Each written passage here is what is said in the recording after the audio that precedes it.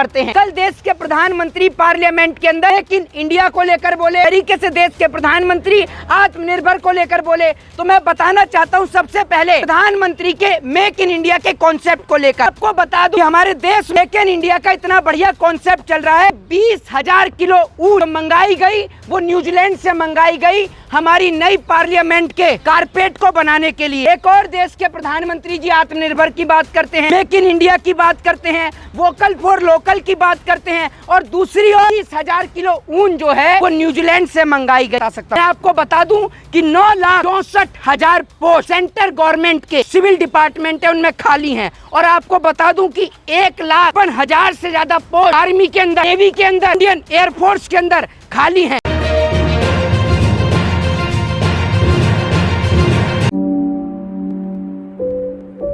कि मैं आपको बता दूं, जिस तरीके से देश के प्रधानमंत्री जी कल पार्लियामेंट के अंदर बोले हैं, उसी को लेकर रात 2 घंटे पढ़कर मैंने भी प्रधानमंत्री जी के लिए कुछ चीजें निकाली हैं, जिसका सवाल इस देश की आम जनता तो नहीं पूछ सकती, लेकिन हम लोग जो पढ़े लिखे नौजवान हैं वो देश के प्रधानमंत्री से जरूर पूछ सकते हैं। देश के प्रधानमंत्री का सबसे पहला कॉन्सेप्ट, जो प्रधानमंत्री जी बोलते हैं उसके विपरीत काम करते हैं।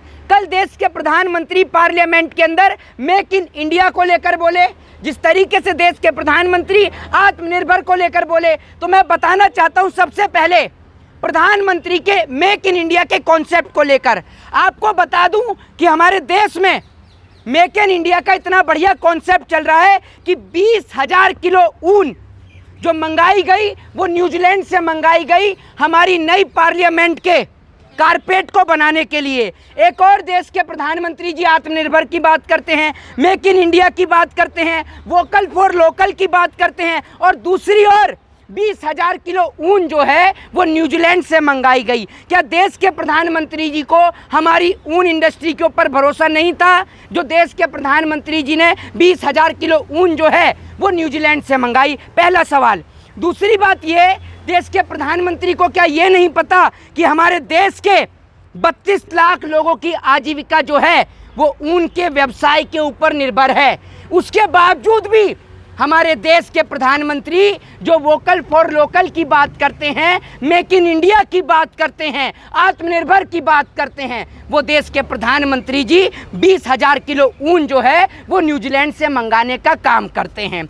दूसरी बात, देश के प्रधानमंत्री जी ने हमारे जो सदन के अंदर कल खड़े होकर देश के नौजवानों के लिए बात करी, रोजगार के लिए बात करी। अब मैं आपको बता दूं कि 9,64,000 पोस्ट सेंट्रल गवर्नमेंट की अलग अलग सिविल डिपार्टमेंट में खाली हैं। ठीक है ना, ये कोई व्हाट्सएप यूनिवर्सिटी का डाटा नहीं है। इनकम और इसका क्या कहते हैं, मैं सोर्स भी बता सकता हूँ, इस न्यूज़ का सोर्स कहाँ से है ये भी बता सकता हूँ साथ साथ में, कि कौन से अखबार से, कौन से इसको क्या कहते हैं जो न्यूज़ चैनल है उनको इसको छापा था, मैं वो भी बता सकता हूँ। मैं आपको बता दूँ कि 9,64,000 पोस्ट सेंट्रल गवर्नमेंट के जो सिविल डिपार्टमेंट है उनमें खाली हैं, और आपको बता दूं कि 1,55,000 से ज़्यादा पोस्ट आर्मी के अंदर, नेवी के अंदर, इंडियन एयरफोर्स के अंदर खाली हैं। यानी टोटल मिलाकर सेंट्रल गवर्नमेंट के अंदर, यानी केंद्र सरकार के अधीन आने वाले डिपार्टमेंट में 11,19,000 पद खाली पड़े हैं।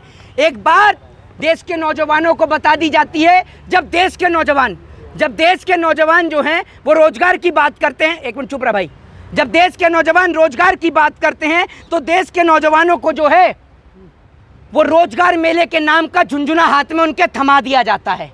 समझ रहे हैं? जब देश का हमारे नौजवान रोजगार की बात करता है तो रोजगार मेले का झुंझुना उनके हाथ में थमा दिया जाता है। तो आज उस रोजगार मेले की आपको हकीकत बता दूं, एक साल के अंदर 1 साल से भी 1 लाख से भी कम नौजवानों को रोजगार मेले के अंतर्गत रोजगार दिए गए हैं। मैं आपको बता दूं कि इस देश के अंदर पेपर लीक हो रहे हैं, इस देश के अंदर लोग अस्पताल की लाइनों में लग रहे हैं, इस देश के अंदर अमीर लोग देश को छोड़कर जा रहे हैं, लेकिन हमारे देश की बिकाऊ और देश की 2% की गोदी मीडिया औरंगजेब के चरित्र के ऊपर बात करती है कि औरंगजेब का चरित्र कैसा है। अब बात जब देश की गोदी मीडिया की हुई है तो भैया कितना इनके ऊपर पैसा खर्च हुआ ये भी बताना इस देश की जनता को जरूरी है ना, क्योंकि इस देश की जनता टैक्स देती है।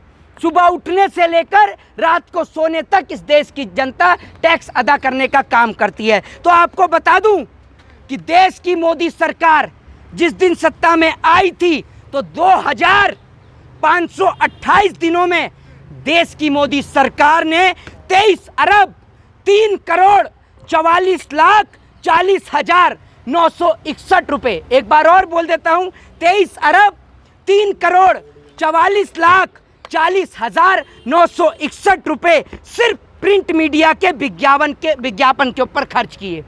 ये हम देश के गृह मंत्री की तरह नहीं बोल रहे कि लाख को हजार बोल दो और हजार को लाख बोल दो। जिस तरीके से सदन में देश के गृह मंत्री बोलते हैं, सबको पता है कि नल से जल आता है, लेकिन देश के गृह मंत्री सदन में बोल रहे हैं जल से नल आता है। कैसे जल से नल आएगा जरा ये बता दो। तो मैं आपको बता दूं, दूसरी बात, जनता के टैक्स के पैसे का 71 लाख रुपए, जी हाँ, जनता के टैक्स के पैसे का 71 लाख रुपए प्रतिदिन, एक दिन महीने का नहीं, साल का नहीं, प्रतिदिन का बता रहा हूं, जनता के टैक्स के पैसे का 71 लाख रुपए प्रतिदिन सिर्फ और सिर्फ अखबारी विज्ञापन के ऊपर देश की मोदी सरकार ने खर्च करने का काम किया है। अब मैं आपको बता दूं, देश दुनिया के अंदर नफरत फैलाई जा रही है।